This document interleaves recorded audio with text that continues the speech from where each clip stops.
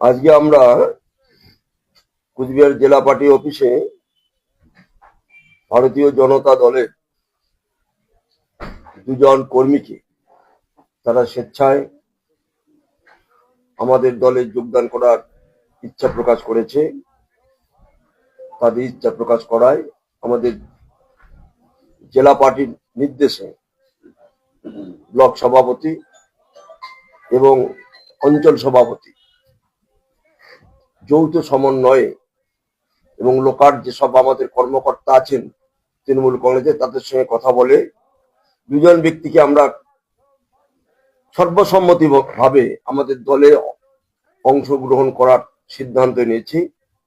একজন হচ্ছেন সানন্দ সরকার, তিনি হচ্ছেন ১ নং মন্ডল যুব মোর্চার মন্ডল সভাপতি। অঞ্চল হচ্ছে হরিপুর অঞ্চল, মধুপুর অঞ্চলের সানন্দ সরকার, তিনি স্বেচ্ছায় রাজি হয়েছেন, তিনি যুব মোর্চার সভাপতি। আর একজন হচ্ছেন হেমলতা সরকার, অঞ্চল হচ্ছে পুন্ডিবাড়ি অঞ্চল, তিনি মহিলা মোর্চার সভানেত্রী,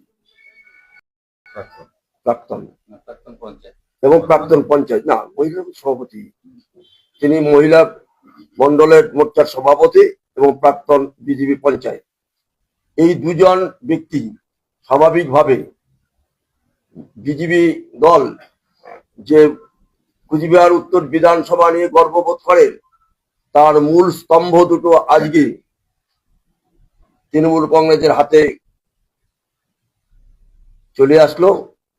আমি আশা রাখবো তাদের নেতৃত্বে তৃণমূল কংগ্রেসের উত্থান ঘটবে, বিজেপির পতন হবে। তাই আজকে আমরা জেলা তৃণমূল কংগ্রেসের অফিস থেকে আমি দলের চেয়ারম্যান, ব্লক সভাপতি হচ্ছে ছন্দ এবং অঞ্চল সভাপতি ত্রিনাথ এসেছেন, তার সাথে সাথে দলের সক্রিয় কর্মীরা এসেছেন। সমবেত ভাবে আমরা পতাকা তুলে দিয়ে আমরা সহাস্যে তাদেরকে আমরা বরণ করি।